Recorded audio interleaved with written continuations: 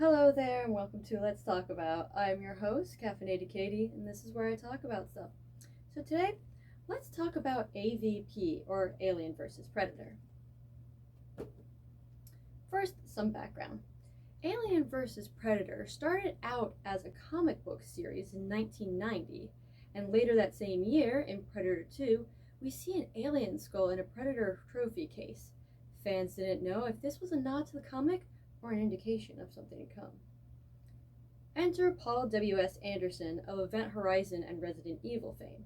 He was a big fan of the comics, and he wanted to make an AVP movie, so he contacted Dan O'Bannon, the screenplay writer of Aliens, and Ronald Shusett, the writer of the story of Aliens, and told him what he wanted to do, and they wrote a story for him, and from that he wrote a script, and after years in development hell, in 2004, AVP debuted.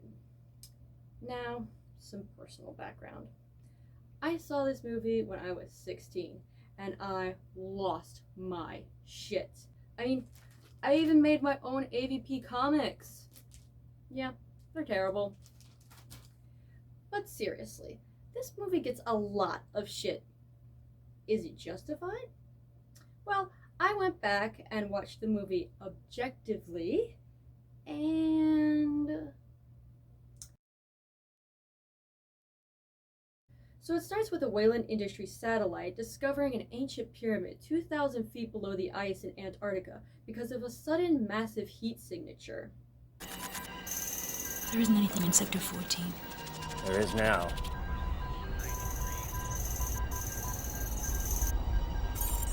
A team is assembled to investigate, but it's a trap. This whole thing was a trap. See, the heat signature was designed to lure humans down there so the aliens can use them as hosts so that the predators can hunt the aliens. You see, the predators in this movie are unblooded, meaning they haven't hunted the deadliest prey, xenomorphs. This is a rite of passage hunt, and if they can succeed, they can truly call themselves predators. I kind of like this, but you could tell a lot of things in the movie happen just because they're cool, which my ape brain can't argue with, but there's also things that happen that just don't make sense. Like, this guy steps on a random tile and unknowingly wakens the queen. So what, if no one would have stepped on that tile, would she just have stayed in hibernation? And why don't the predators have their guns? Why was the pyramid built to shift? Like, I get why it's in the movie. It's a plot device. But why doesn't it fit in the story? Make it make sense. So many people also criticized Anderson's choice to make it PG-13. And I kind of have to agree with him, though, because it's not an Alien or a Predator movie. It's Alien versus Predator, which means they're fighting each other. You're going to get Predator guts and Alien guts and very few human guts. I mean, I understand the outrage, but there was some people who also criticized the friendship between our protagonist and the main predator. But it's in the comics. I mean, a lot of the stuff in this movie is pulled straight from the comics. I mean, if you have a problem with that, you gotta talk to Randy Stradley, the creator of the AVP comics. The aliens are aliens. Slimy, screechy, phallic. The queen is definitely a queen. The predators are severely nerfed, but that might have something to do with them being unblooded. But, I mean, come on! 2 predators get killed by 1 alien, and that alien lives. Anyway, but I do love the subtle body language that our main predator has. It's back and forth a lot, and not a big fan of that. Other than the alien and predators, there's only 3 characters to really need to care about. The first one is our main character, Alexa Woods, aka Lex. She acts as kind of a guide, but it's weird. She's usually just a guide on ice expeditions, so there's really no reason for her to go on the pyramid. Except for the line where she says, "When I lead my team, I never leave my team," which seems kind of flimsy to me, but whatever. She's played by Sanaa Lathan, and I like that not only is she a female lead, but she's a POC female lead. And in North American sci-fi horror in 2004, that was practically unheard of. Next, we have Sebastian de Exposition. DeRosa, played by Raul Bova. He speaks in nothing but exposition once he gets in the pyramid. He's an archaeologist, and coincidentally and fortunately enough, he can read every hieroglyphic that is inside the pyramid.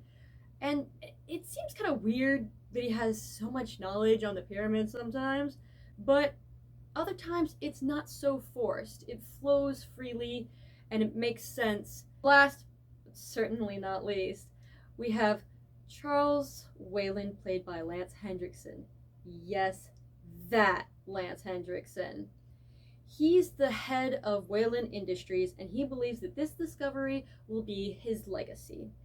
He's also dying from some kind of unnamed respiratory disease. But he's not gonna die from it. What you say? That you only meant well, 'cause you did. What you say? That it's all for the best, 'cause it is. What you say? That it's just what we need. You decided this. What you say? What did she say? All the other characters are just there to just die, honestly, to get killed by the aliens or the predators. Some people do argue that the characters are just cardboard cutouts. I'd argue that they're more like plaster cutouts or foam core cutouts. They're not that well developed, but they have something there. But let's be honest, how well developed was Arnold Schwarzenegger's character in Predator? How well developed was Bill Paxton's character in Aliens? God rest his soul. I'm not referencing Ripley because she had 4 movies to develop over, so she does not count. Yeah, the humans don't matter. But the 3 aforementioned characters are interesting and entertaining enough to keep you involved between the alien and predator bits. This movie uses mostly practical effects. Some CG is blended, and very, very few shots are pure CG, and when they are, they still hold up pretty well. Some of them are meh, like when we see the face huggers for the first time. Most of the predator scenes were done with man in suit. Ian White played all 3 predators, except when there were more than one on the screen at a time, in which he used a stand-in. Aliens were mostly hydraulic puppets that required 6 people to operate, and 12 for the Queen. They had some scenes with man in suit and CGI blended. The famous Tom Woodruff Jr. was the man in the suit in this instance. Pyramid scenes were done with set and miniatures. When it comes to creature features, you have to have good effects, and I think this movie brings it. Even the critics couldn't deny that. Some people did criticize the lighting, saying it was too dark, but I never had that problem. Maybe monochromatic, but I never had a problem seeing what was going on.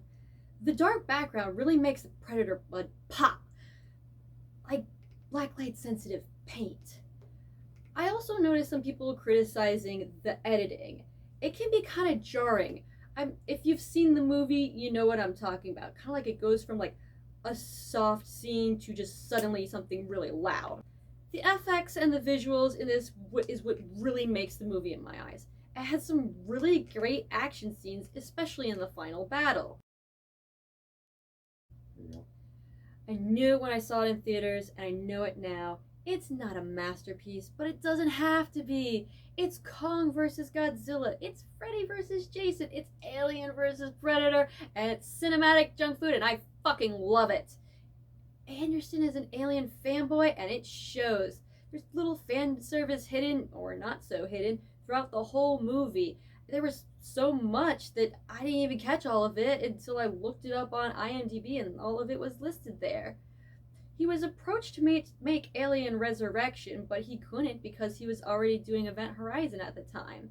AVP was his way of making the Aliens movie that he always wanted to, which is really a shame because Ridley Scott hated the movie even without seeing it, while James Cameron, on the other hand, while initially hating the idea, now places it as his third favorite Alien film after actually watching it. Honestly, it's not the worst thing to come out of the Alien or the Predator franchise, especially as of late, and I can assure you, it is the best AVP movie.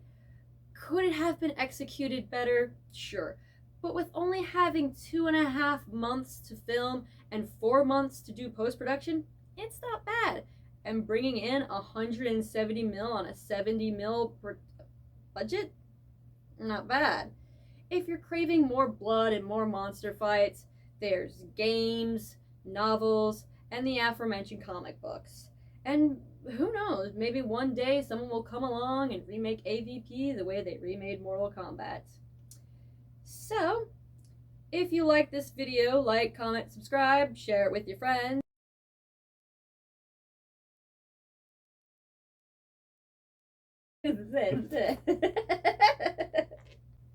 This movie uses fucking hell. What's the matter with Okay. A few shots are poor. This movie. I don't know what's wrong with me. This movie? Like when we meet the first huggers for the first time. First huggers? Did I say first You huggers? said first huggers. Oh my god. First huggers for the FaceTime. Shots are poor CG. Poor CG. Pure CG. Just raise your arm, just feel like we're gonna cut. This movie uses mostly practical effects. Some CG is blended, and very, very few shots are. Fuck, I almost said poor CG again. Poor CG. Some CG's. Do you need a break or something? What you say? Oh, that you only meant well, 'cause you did. What you say? That